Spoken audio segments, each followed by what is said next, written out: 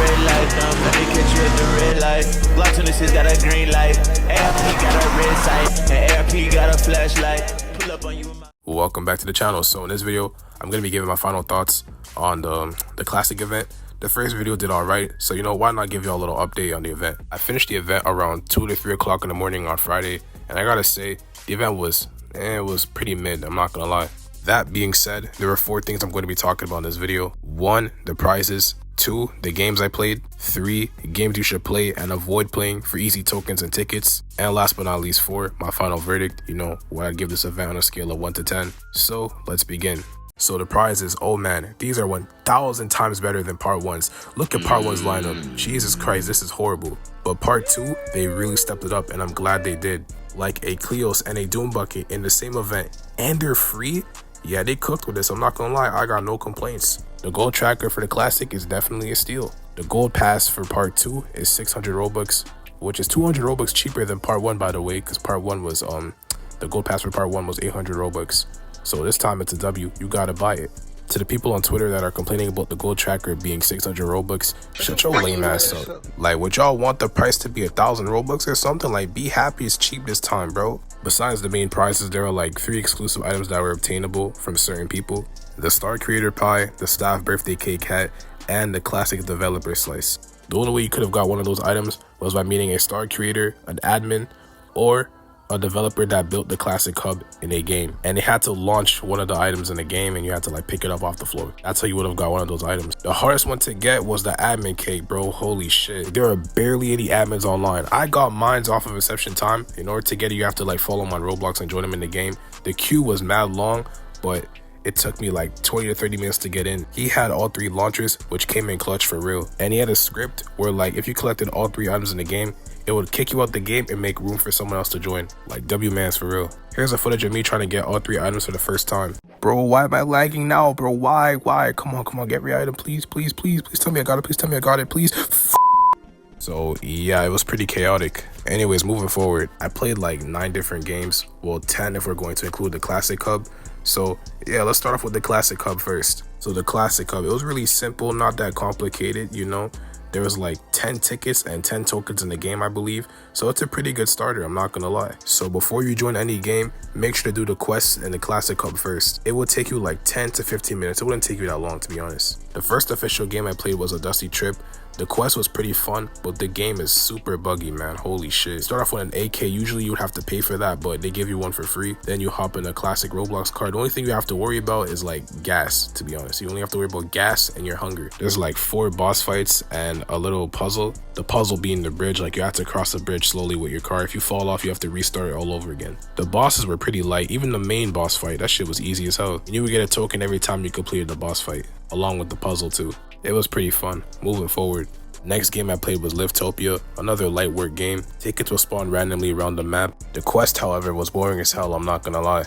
You're basically door dashing people their groceries. You have to do a 3-round trip 15 times, and each time you do it, you get a token for it. Boring as hell. Moving forward, the next game I played was Blade Bowl. You get all the tickets, you have to do like a little scavenger hunt. But the tokens, however, oh brother, boring as fuck. It was basically kill this amount of players, win this amount of games, do the boss fight. The boss fight was cool, wasn't bad, but everything else, boring as hell. Next, we have Gunfight Arena. This game was pretty fun.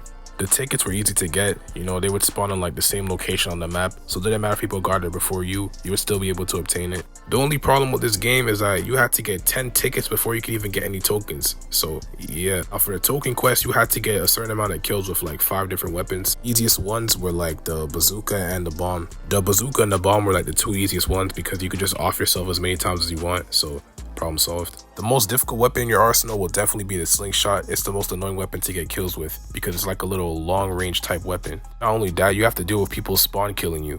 Like, I got spawn killed several times. It didn't matter what server I hopped into, I got spawn killed.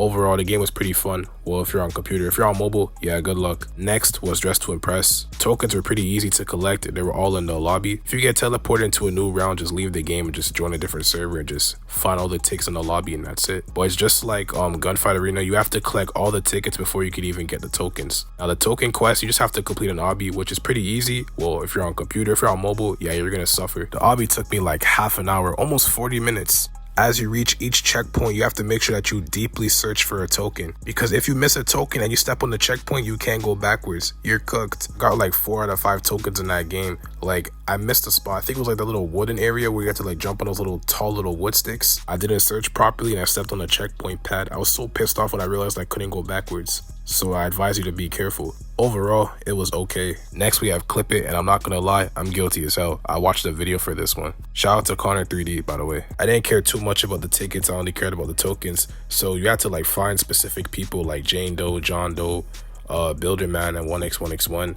And you had to record them, and that's how you got the tokens. Driving Empire was like the last game I needed for a token to get the Cleos. So yeah, it was pretty simple, but pretty fucking annoying. I'm about to get to that in a few. The tickets were pretty easy to find. Like, they were like big as hell. There's no way you couldn't see it on the map. But I bought like the little ticket tracker for like 10 Robux, which came in handy. But the arrow sucks, man. Holy. The arrow navigation was just horrible, man. Like, it would just be pointing in a whole different direction. Like, it was just terrible. The last 2 games I played was Tower Defense Simulator. No, not the Skibbity Toilet one, the regular one, and Bee Swarm Simulator. Play this event for some tickets so I could like unlock stuff in the hub, so that's the only reason why I played those games. All you had to do was look for tickets around the map. I mean, it was easy for like Tower Defense because the lobby was pretty small. For Bee Swarm, however, it took me a little bit of time. It took me like 10 minutes, but I didn't bother looking for any more tickets because I didn't really care. Now that's out the way, let's talk about games you should play and games you shouldn't play. The games you should play to earn easy tokens are the Classic Hub, Livetopia, Gunfight Arena, A Dusty Trip,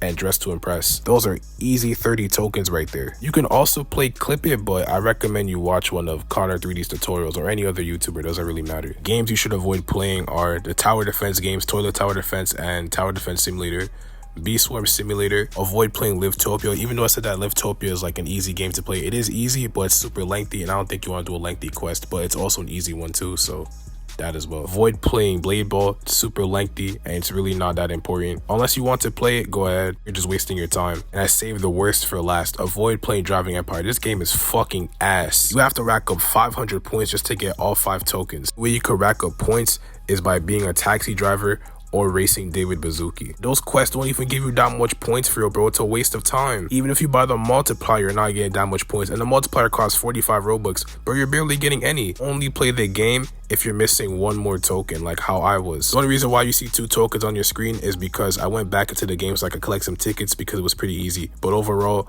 fuck that game. Now the final verdict, what would I rate this event on a scale of 1 to 10? Honestly, I'd give it a 5 out of 10, a solid 5. Pretty mid, to be honest. And I know what you're about to say. East, how you gonna call this event mid, bro? You didn't even play every single game. Why are you calling the event mid if you didn't even play all the games yet? Well, that's because 1, you don't have to, and 2, some of these developers didn't put that much love into their game for real. I even did a poll asking you guys if you were enjoying the event so far. The majority of you said that this event was pretty mid, so my point stands. It's a step in the right direction, but they would have been better off choosing classic games instead of all these modern games, but whatever though. Anyways, that's all for the video. Let me know about your experience with this event so far. I'm 07 Eastwood, and I'm out.